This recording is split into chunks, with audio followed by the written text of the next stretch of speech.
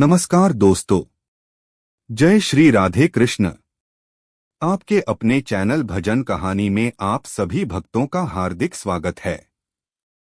माँ भगवती दुर्गा और भगवान श्री हरि विष्णु की कृपा सदैव आप और आपके पूरे परिवार पर बनी रहे। दोस्तों, आज की इस वीडियो में हम बात करेंगे देव उठनी एकादशी 2025 के बारे में। यह वही पावन एकादशी है जब सृष्टि के पालनकर्ता स्वयं श्री हरि विष्णु 4 महीनों की योग निद्रा से जागृत होते हैं। देव उठनी एकादशी, जिसे प्रबोधिनी एकादशी भी कहा जाता है, कार्तिक मास के शुक्ल पक्ष में आती है। इस दिन भगवान विष्णु की पूजा, व्रत और आराधना करने से समस्त पापों से मुक्ति मिलती है और हर इच्छा पूर्ण होती है। शास्त्रों में कहा गया है, यदि कोई व्यक्ति पूरे वर्ष एक भी एकादशी का व्रत न करे परंतु केवल देव उठनी एकादशी का व्रत करे तो उसे पूरे वर्ष की एकादशियों के समान फल प्राप्त होता है। क्योंकि इस दिन भगवान विष्णु योग निद्रा से जागते हैं और सृष्टि में पुनः शुभ कार्यों का आरंभ होता है। आषाढ़ मास की देवशयनी एकादशी से जो चातुर्मास प्रारंभ होता है वह देव उठनी एकादशी के दिन समाप्त होता है।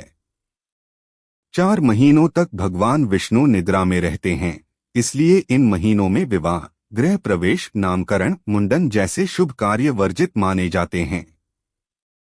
लेकिन जैसे ही भगवान विष्णु जागृत होते हैं, समस्त शुभ कार्यों की पुनः शुरुआत होती है, विशेष रूप से तुलसी विवाह और शालिग्राम पूजा से।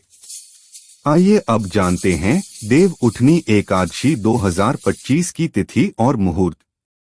कार्तिक शुक्ल एकादशी तिथि प्रारंभ होगी 1 नवंबर 2025 को सुबह 9:11 पर और समाप्त होगी 2 नवंबर को सुबह 7:31 पर।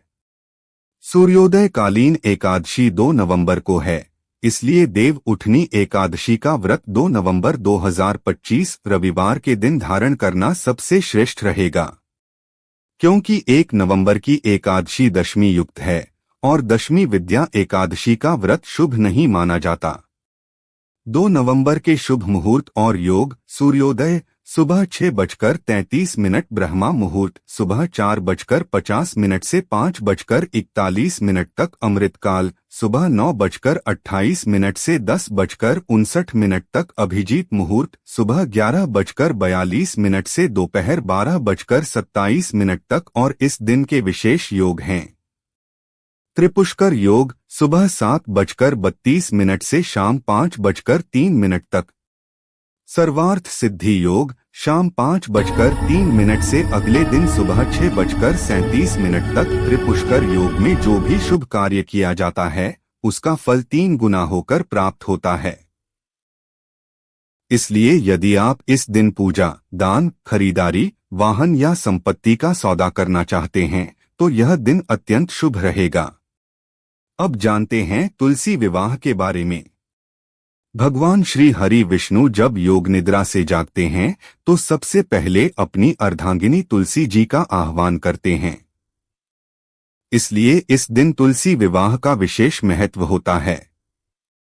आप तुलसी और शालिग्राम का विवाह 1 नवंबर को भी कर सकते हैं क्योंकि उस दिन पूर्ण एकादशी तिथि है, या फिर 2 नवंबर को भी, परंतु ध्यान रहे 2 नवंबर रविवार है और रविवार को तुलसी विवाह से बचना उचित होता है।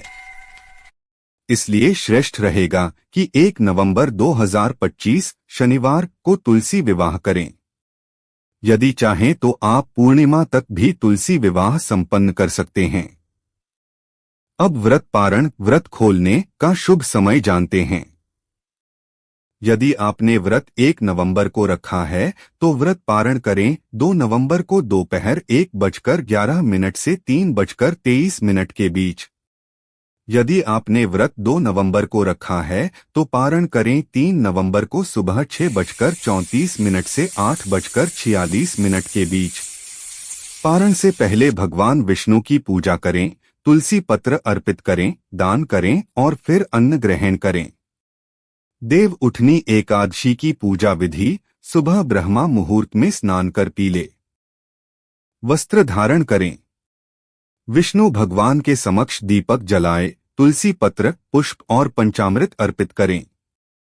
मंत्र जप करें, नमो भगवते वासुदेवाय या विष्णवे नमः। रात्रि में भजन, कीर्तन और अखंड दीप दान करें। अगर आप निष्काम भाव से पूजा करेंगे तो भगवान श्री हरि विष्णु की असीम कृपा प्राप्त होगी। इस प्रकार जब भगवान श्री हरि विष्णु योग निद्रा से जागृत होते हैं तो धरती पर शुभ कार्यों की पुनः शुरुआत होती है। हर घर में मंगल की तरंगे फैलती हैं और हर भक्त की कामनाएं पूर्ण होती हैं। तो भक्तों, यह पावन अवसर है। आप बताइए, आप देव उठनी एकादशी का व्रत किस दिन कर रहे हैं? 1 नवंबर को या 2 नवंबर को? कमेंट बॉक्स में जरूर लिखिए। देव उठनी एकादशी व्रत विधि, तुलसी विवाह विधि और विशेष मंत्रों पर विस्तृत वीडियो आपको जल्द ही इसी चैनल भजन कहानी पर मिलने वाली है। तो जुड़े रहिए हमारे साथ। मिलते हैं अगली वीडियो में। तब तक के लिए जय श्री राधे कृष्ण, जय श्री विष्णु। धन्यवाद।